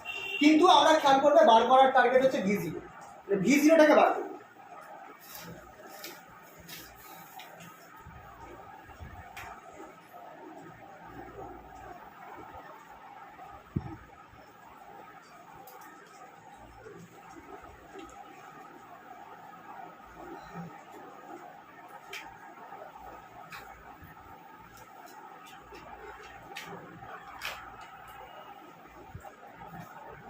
ছবিটা বুঝতে পারি?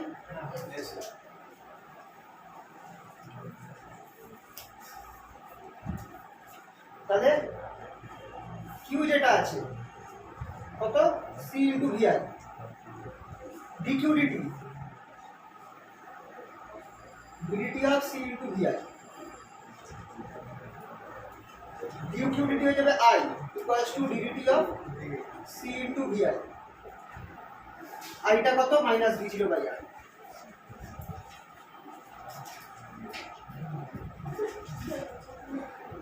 সিটা বাইরে আনো, constant dt of VI, V0 equals to minus CR dVI dt। Output ভোল্টেজটা সূত্র বার করব, thus output voltage is proportional to differentiation of input voltage।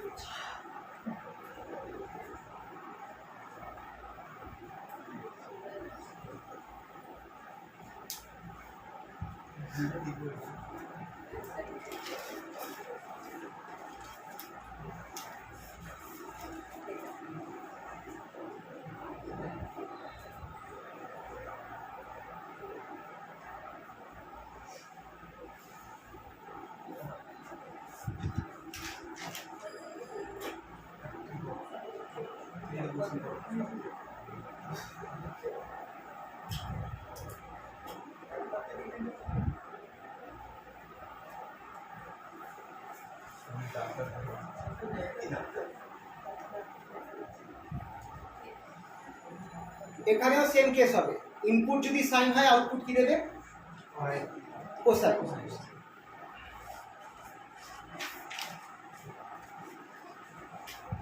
R square থাকলে ওটা ট্রায়াঙ্গুলার, স্কয়ার থাকলে ট্রায়াঙ্গুলার না, এটা একটু আলাদা আছে, লিখে নিচ্ছি। ট্রায়াঙ্গুলার স্কয়ার দেবে, উল্টে যাবে। ডিফারেন্সিয়েটর কি করছে? স্কয়ারকে ট্রায়াঙ্গুলার করে, এখানে ট্রায়াঙ্গুলার দিলে স্কয়ার দেবে, আর স্কয়ার দিলে স্পাইক দেবে কিছু। এইগুলো মুখস্থ রাখবে, এগুলো 1 নম্বর প্রশ্নে বাই চান্স দিয়ে দিতে পারে। যে ধরো তোমাদের এরকম ভাবে দিল, ডিফারেন্সিয়েটর সার্কিটটা দিল, হ্যাঁ বলছি, স্পাইক মানে কাটা মতো, মানে দেখাচ্ছি পালস টাইপের দেখাচ্ছি। এটা হয়ে গেল।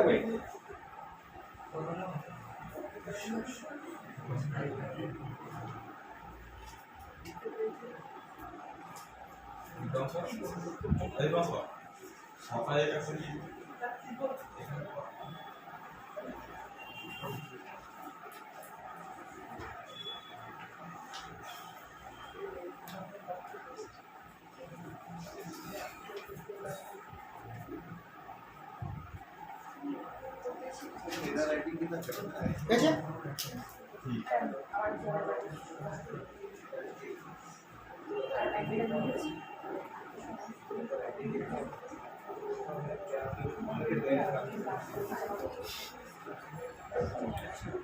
লেখাটা মুছি।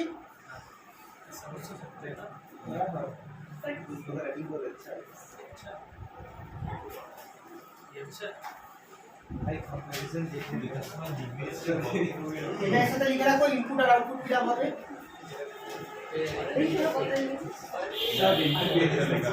সাইন হলে কোসাইন হলে সাইন, ট্রায়াঙ্গুলার হলে স্কয়ার,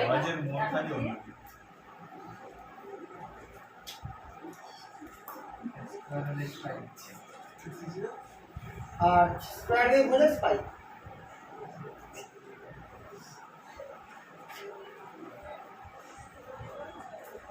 স্পাইক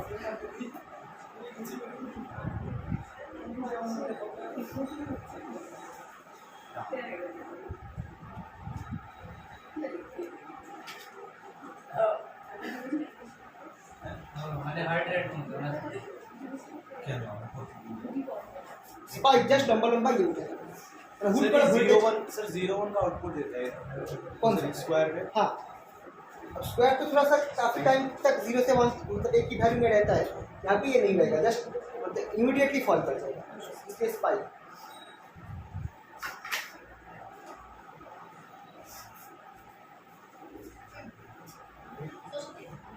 এটা হচ্ছে ইন্টিগ্রেটরের জন্য, সরি ডিফারেন্সিয়েটরের জন্য।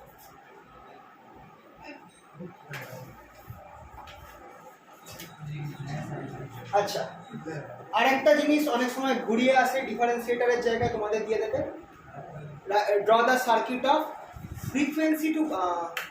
Frequency to voltage converter.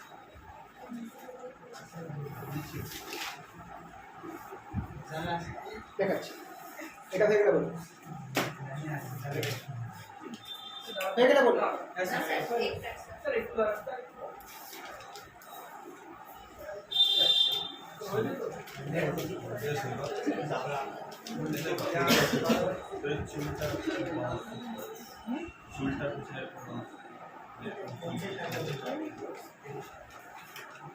যদি বলে ডিফারেনশিয়াল অ্যামপ্লিফায়ার আর ডিফারেনশিয়ালের মধ্যে পার্থক্য কি? অনেক পার্থক্য। ডিফারেন্সিয়াল অ্যামপ্লিফায়ার আমার মানে ডিফারেন্সটাকে বার করে দিচ্ছে, এটা ডিফারেন্সিয়েশন করে দিচ্ছে, পুরো আলাদা ম্যাথমেটিক্যাল অপারেশন। একটা করছে আমার দুটো ভোল্টেজ দিচ্ছি, তার ডিফারেন্স বার করে সেটাকে অ্যামপ্লিফাই করে দিচ্ছে, ডিফারেন্সিয়াল অ্যামপ্লিফায়ার। দুটো ভোল্টেজে মাইনাস করছে, তার সেটাকে বাড়িয়ে দিচ্ছে, ডিফারেন্স মানে ভ্যালুটাকে অ্যামপ্লিফাই করে দিচ্ছে। ডিফারেন্সিয়েটর মানে ডিফারেন্সিয়েশন করছে, অবকাশ করছে। অ্যামপ্লিফাই করে না নর্মালি। অ্যামপ্লিফাই ওই একটা সামনে দেখো সিআর টার্ম আছে না, ওই টার্মটা জাস্ট থেকে যাচ্ছে, একটা প্রপোর্শনালিটি কনস্ট্যান্ট থাকছে। অ্যামপ্লিফিকেশন হচ্ছে এই সিআর টার্মের উপর নির্ভর করে। মেনলি আমার করছে কি ডিফারেন্সিয়েট। তুমি যদি এমনভাবে সিআর আর এর ভ্যালু চুজ করো যে ওটা ইউনিট হয়ে যায়, 1 হয়ে যায়, তাহলে তখন কি হবে, এটা তোমার একদম ডিফারেন্সিয়েশন ভ্যালুটাই দিয়ে দেবে। বোঝা গেল তো? হ্যাঁ স্যার বুঝতে পেরেছি। আচ্ছা, তোমাদের এই প্রশ্নটা দিতে পারে, ইনস্টেড অফ ডিফারেন্সিয়াল অ্যামপ্লিফায়ার এটা দিতে পারে, differentiator. Draw the circuit of frequency to voltage converter.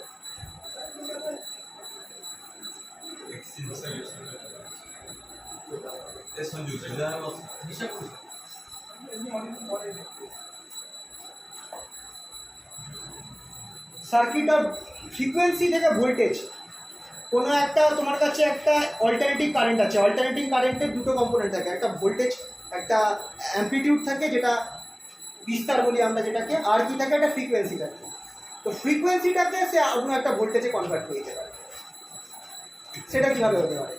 এই জিনিসটা ফ্রিকোয়েন্সি টু ভোল্টেজ কনভার্টার, এই জিনিসটা রিপ্রেজেন্ট করে একটা ডিফারেন্সিয়েটর।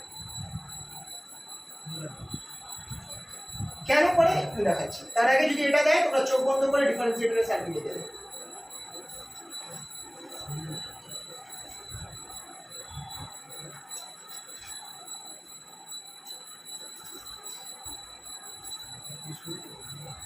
এবার কেন করো? কেন করো? VI সেটা হচ্ছে আমার V0 sin ওমেগা টি। ওমেগাটা হচ্ছে অ্যাঙ্গুলার ফ্রিকোয়েন্সি, রাইট? তাহলে V0টা আচ্ছা V0 না, এটাকে আমি নাম দিয়ে দিচ্ছি চলো V, কারণ এখানে তো V0 রেখেছি, এটাকে V করে দিচ্ছি, ক্যাপিটাল V, অ্যাম্পলিটিউডটা। দেন V0টা কি হবে? Minus CR dVi dt, that is minus CR ddt of V sin omega t. Differentiate করলে কি আসবে? মাইনাস CR ওমেগা, अच्छा cos cos omega t। v cos sorry v cos omega T. Sir एक और omega भी आएगा। हाँ omega सामने। Yes yes. তাহলে এখান থেকে আমরা কি দেখতে পাচ্ছি দেখো, v0 is proportional to omega।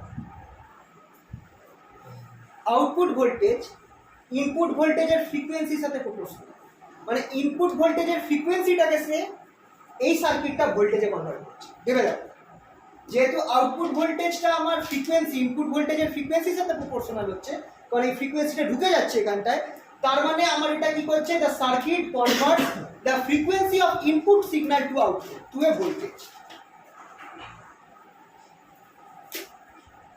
এটা আমি লিখে দিচ্ছি একবার।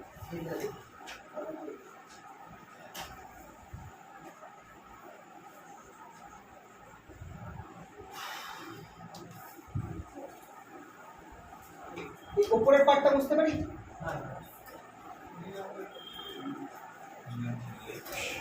তাহলে আমরা এখানে লিখতে পারি just V0 proportional to omega, that is the output, that is the differentiator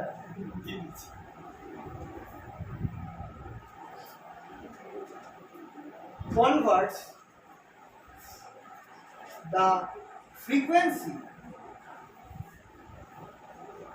of input into output voltage।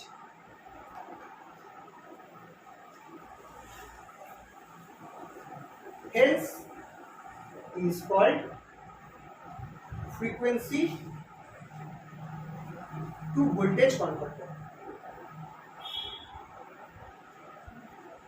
এটা কেন ফ্রিকোয়েন্সি টু ভোল্টেজ কনভার্টার বলা হচ্ছে বুঝতে পারলে আশা করি, কারণ এটা আমার কি করছে? ইনপুট ভোল্টেজকে আউটপুট ভোল্টেজে কনভার্ট করে দিচ্ছে, সরি ইনপুট ফ্রিকোয়েন্সিটাকে আউটপুট ভোল্টেজে voltage।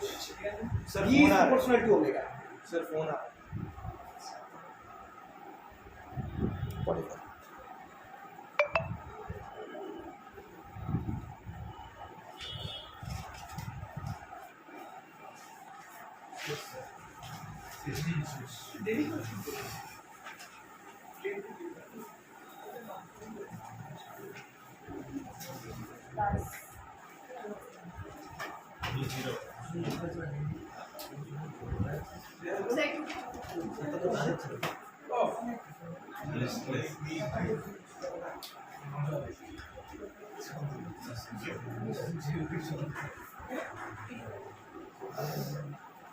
তোমাদের তোমাদের কারোর কাছে সিলেবাসটা আছে? একবার দেখো তো কি কি দেওয়া আছে। গ্রুপেই পাঠিয়েছিলাম সব, গ্রুপের মধ্যেই থাকে, গ্রুপটা থাকে একবার একটু খালি গ্রুপের প্রথম দিকে দেখো একটা পিকচার আছে। হ্যাঁ এটা হচ্ছে ইউনিট 3 পোস্ট করা।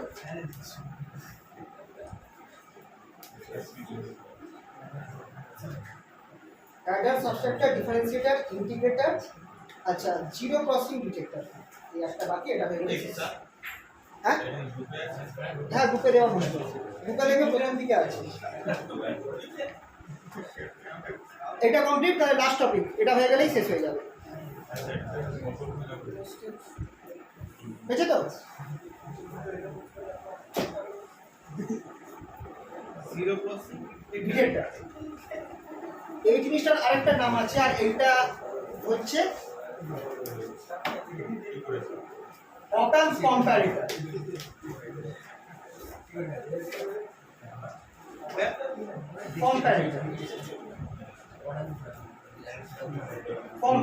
কম্প্যারেটরের সার্কিট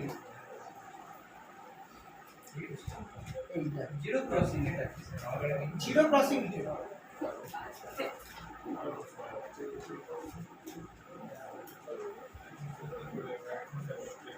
এটা হচ্ছে আমার 2 নম্বর পিন, এটা হচ্ছে 3 নম্বর পিন, এটা হচ্ছে 6 নম্বর পিন, এটা হচ্ছে 7 নম্বর পিন, সরি 4 নম্বর পিন। 4 নম্বর পিন আমি প্লাস 15 ভোল্ট দিচ্ছি, আর এটা হচ্ছে 7 নম্বর পিন যেখানে মাইনাস সরি দুটো না 4 এ আমি মাইনাস 15 ভোল্ট দিচ্ছি আর 7 এ আমি প্লাস 15 ভোল্ট দিচ্ছি। এইগুলো হচ্ছে আমার এই ভোল্টেজগুলোকে বলা হয় ভিস্যাট, স্যাচুরেশন ভোল্টেজ। ভিস্যাট এইটা এই দেখবে এতগুলো সার্কিটে আমি কোথাও এই 4 আর 7 কে মেনশন করিনি, কিন্তু এই কম্পারেটরে মেনশন করেছি। আচ্ছা, এবার এইটাকে দেখে তোমরা ডিফারেন্সিয়াল অ্যাম্পলিফায়ার মনে করো এই পিকচারটা একটা ডিফারেন্সিয়াল অ্যাম্পলিফায়ারের ছবি। তাহলে এবার এই ছবিটাকে ডিফারেন্সিয়াল অ্যাম্পলিফায়ারের সাথে কম্পেয়ার করো। কম্পেয়ার করে তোমরা বলো R1 টা এখানে কত আছে আর R2 টা এখানে কত আছে।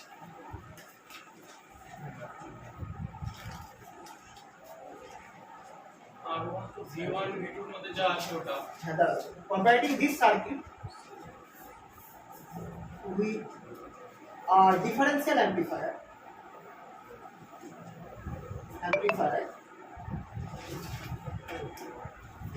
we see that there R1 R2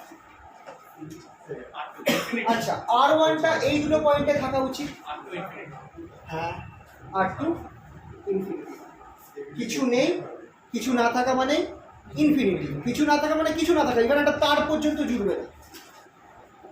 open circuit represents infinity. এবার বলো শর্ট সার্কিট কি রিপ্রেজেন্ট করে? একটা তার দিয়ে জুড়ে দিয়েছো, শর্ট সার্কিট। ওপেন সার্কিট তো ইনফিনিটি, ওপেন সার্কিট মানে হচ্ছে ইনফিনিটি রেজিস্ট্যান্স, শর্ট সার্কিট মানে লাগানো রয়েছে।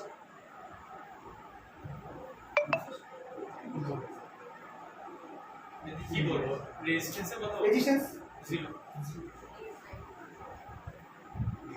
রেজিস্ট্যান্সের জায়গায় তার লাগানো আছে, তার মানে R1 বুঝতে পারলে কি না? স্যার একবার ওপরে দেখো মানে এই পিকচারটাকে তোমরা যদি কম্পেয়ার করো, এইটাকে কম্পারেটরের পিকচারটাকে তোমরা যদি ডিফারেন্সিয়াল অ্যাম্পলিফায়ারের সাথে কম্পেয়ার করো, এই ওপর দিয়ে একটা রেজিস্ট্যান্স যাচ্ছিল, এখানে সেই রেজিস্ট্যান্সটা নেই। রেজিস্ট্যান্সের বদলে কিছু আছে, কোনো তারমার লাগানো আছে না, মানে এই জায়গাটা কি আছে? ওপেন। ওপেন মানে কি? Resistance infinite. আর এইখানে একটা রেজিস্ট্যান্স ছিল R1, সেইখানে এটা কিন্তু খোলা নেই, এখানে কিন্তু একটা তার দিয়ে রেজিস্ট্যান্স বাদ দিয়ে একটা তার দিয়ে কানেক্ট করা আছে। তার দেওয়া মানে শর্ট সার্কিট করা, মানে কোনো রেজিস্ট্যান্স নেই কিন্তু কানেকশনটা রয়েছে, তার মানে রেজিস্ট্যান্স কত ধরবে? জিরো। তার মানে R1 জিরো, R2 ইনফিনিটি। তাহলে এবার তোমরা ভাবো যে এইটা একটা ডিফারেন্সিয়াল অ্যাম্পলিফায়ারের মতো কাজ করছে, যার গেইন কত? স্যার অ্যাকচুয়ালি শর্ট সার্কিটের মানে আমরা অন্য কিছু বুঝি। শর্ট সার্কিট না, এক্ষেত্রে নর্মালি ভাবতে পারো শর্ট সার্কিট থাকা মানে কারেন্ট পাস হয়ে যায়। শর্ট সার্কিট মানে কারেন্ট আরামসে পাস হয়ে যায়, কোনো রেজিস্ট্যান্স পাচ্ছে না, রেজিস্ট্যান্স পাচ্ছে না মানে ইজি। এবার এটা আলাদা কথা যে তারের একটা রেজিস্ট্যান্স থাকে, আমরা এখানটায় সেটাকে নেগলিজিবল করছি।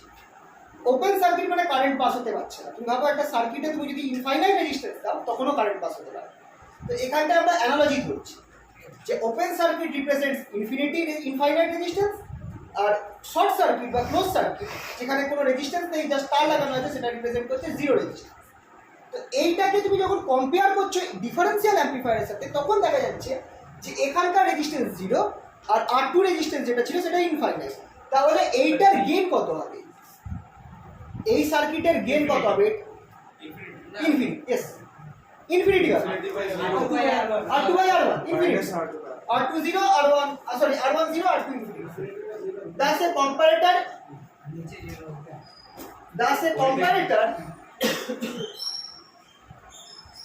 comparator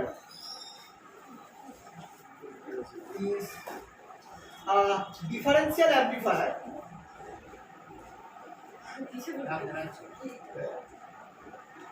with infinite gain.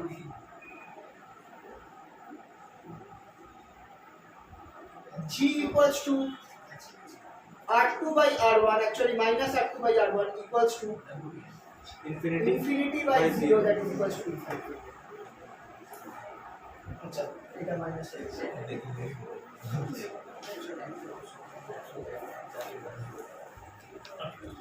আচ্ছা খেয়াল করে দেখো আমার অ্যাম্পলিফায়ারের আউটপুট ভোল্টেজ ছিল R2 by R1 by my into V2 R2 by R1 into V2 by V1 V2 minus V1 এটা ছিল আমার আউটপুট।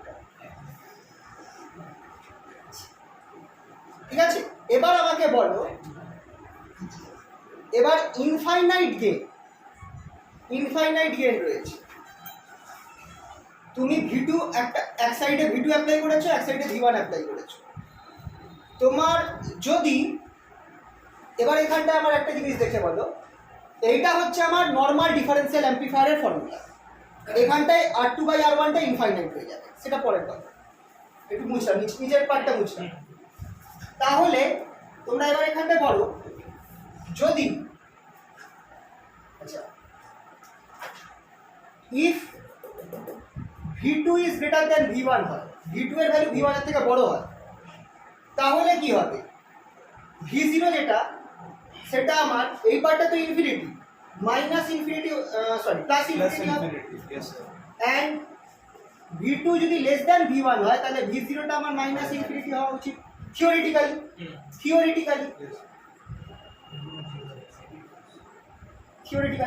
এবার আমাকে বলো থিওরিটিক্যালি তুমি কি আউটপুটে ইনফাইনাইট ভোল্টেজ পেতে পারো?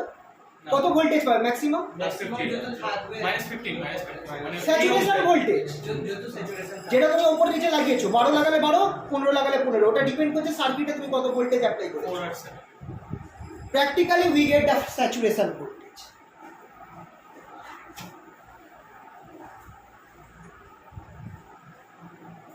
উপরটা মুছলাম। Practically, we get the saturation voltage.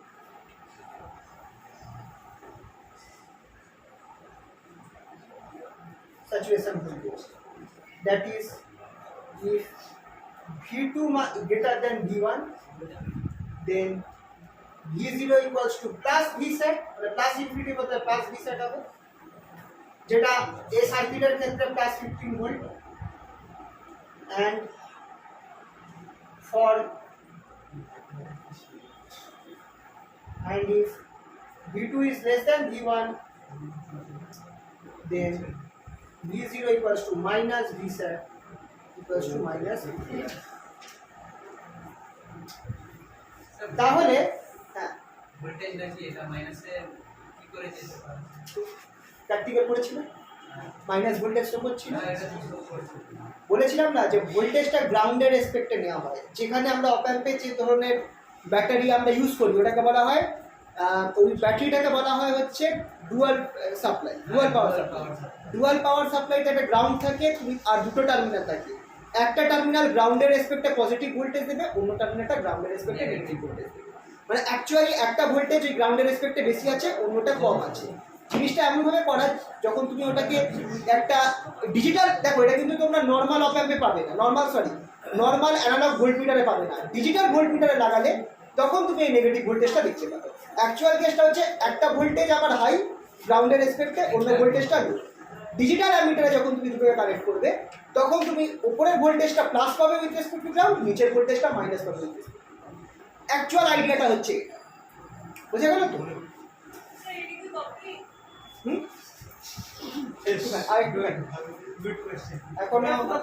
এখনো পিক ডিটেক্টর হয়নি। পিক ডিটেক্টরটা এবার এই জিনিসটা কিভাবে কাজ করছে pick detector.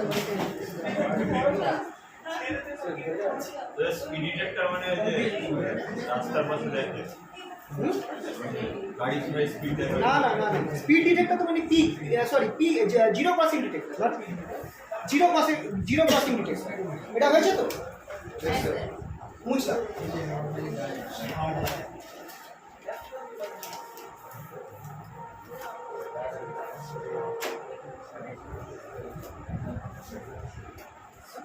Zero crossing detector. আচ্ছা নর্মাল একটা তুমি যদি সার্কিট নাও, এখানটায় তুমি ভি ইন নিয়েছো আর এখানটায় তুমি ভি রেফারেন্স নিয়েছো, মাইনাস প্লাস, আর এখানে আমার ভি আউট।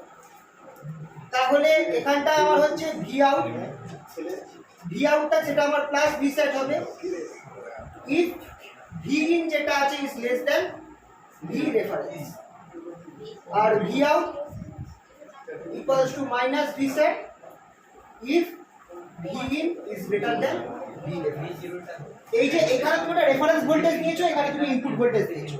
খেয়াল রাখবে এই কম্পারেটরের ক্ষেত্রে এই নিয়মটা মাথায় রাখবে, মাইনাসের সাথে যে ভোল্টেজটা কানেক্টেড রয়েছে এই ভোল্টেজটা যদি বড় হয় তাহলে এটা মাইনাস ভি সেট, যদি নিচের ভোল্টেজটা বড় হয় তাহলে প্লাস ভি সেট। এইটা মনে রাখার ইজি উপায়।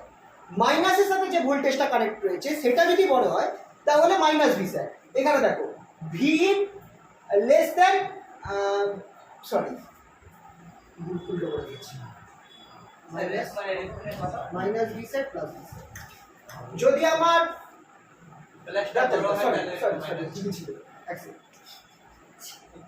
যেটা বড় হবে সেইটা শো করবে, মানে যদি আমার ভিটা বড় হয় তাহলে মাইনাসটা শো করবে, মাইনাস ভি সেট, আর যদি রেফারেন্সটা বড় হয় তাহলে প্লাস ভি সেট। মানে প্লাসের ভোল্টেজটা বড় হলে প্লাস ভি সেট শো করবে, মাইনাসের ভোল্টেজটা বড় হলে মাইনাস ভি সেট শো করবে। তাই দেখো যখন V in is less than V reference, মানে কোনটা বড়, নিচেরটা বড় প্লাসেরটা বড়, তাই প্লাস ভি সেট শো করছে। আর যখন V in is greater than V reference তখন কোনটা বলো তাহলে মাইনাস ভি সেট শো করছে। তার মানে তুমি এইটাতে কি করতে পারছো, compare to voltages. Here we can compare two voltages,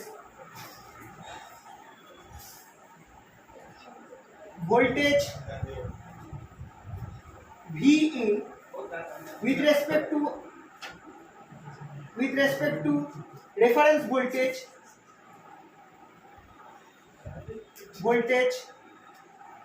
V ref, hence called comparator.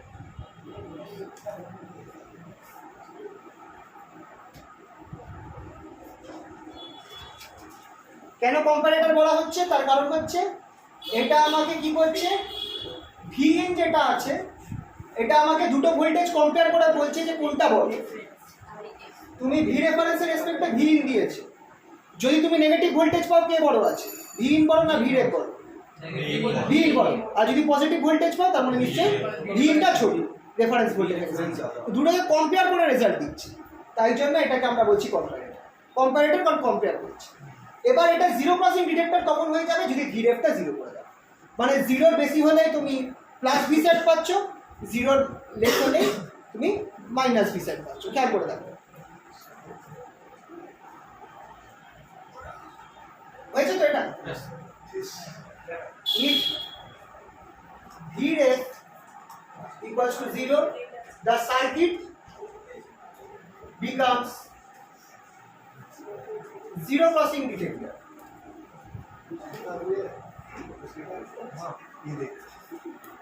Zero crossing detector. কারণ একটুখানি এর পিকচারটা দেখো, নিচে লেখাটা এই লেখাটা বুঝতে পারবে, এইটা ইনপুট আর এটা আউটপুট, তোমরা খেয়াল করো।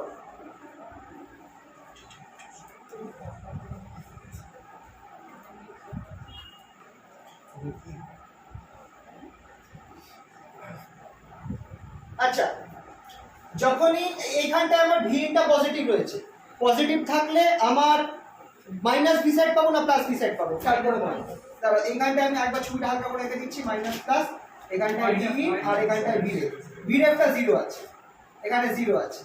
তাহলে দেখো যদি ভি ইনটা আমার বড় হয়, ভি ইনটা যদি পজিটিভ হয় তাহলে আমার নেগেটিভটা বড় হচ্ছে, তার মানে আমি এখানে কি পাবো, প্লাস ভি সাইড না minus V side, minus V side. এইখানে জিরো হলো, যেমনি আমার ভি ইনটা নেগেটিভ হয়ে যাবে, ভি নেগেটিভ তার মানে এখন জিরোটা বড়, জিরোর ভ্যালু বড়, নেগেটিভের থেকে তো জিরো বড় হয় না, তাহলে এখন প্লাসটা বড়, প্লাস ভি সেট হয়ে যায়।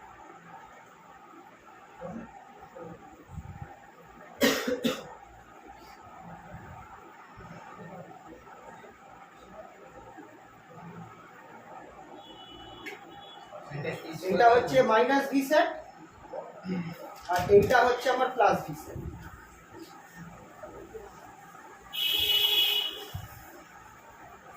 Plus V sat minus V sat. যখন ভি ইন পজিটিভ তখন minus V sat, V in যখন নেগেটিভ প্লাস ভি স্যাট। তাহলে কম্পারেটরের জিরো ক্রসিং ডিটেক্টরটা খেয়াল করো, যখনই আমার ইনপুটটা জিরো ক্রস করছে তখনই আমার আউটপুটটা চেঞ্জ হচ্ছে। Output changes whenever the input crosses zero.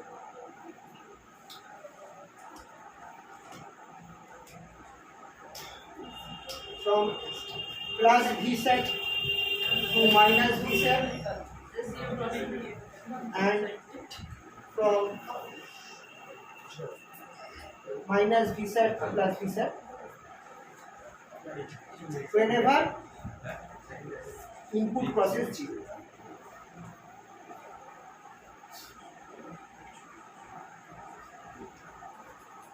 Hence zero crossing detector.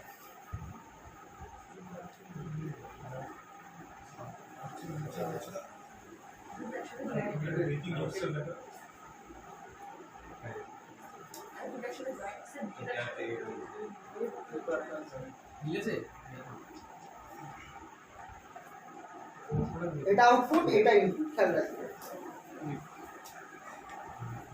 তাহলে জিরো ক্রসিং ডিটেক্টর হচ্ছে basically comparator.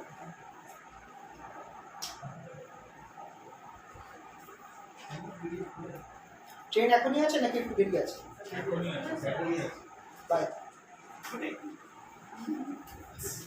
The phone is অনেকক্ষণ ধরে আছে। ঠিক আছে।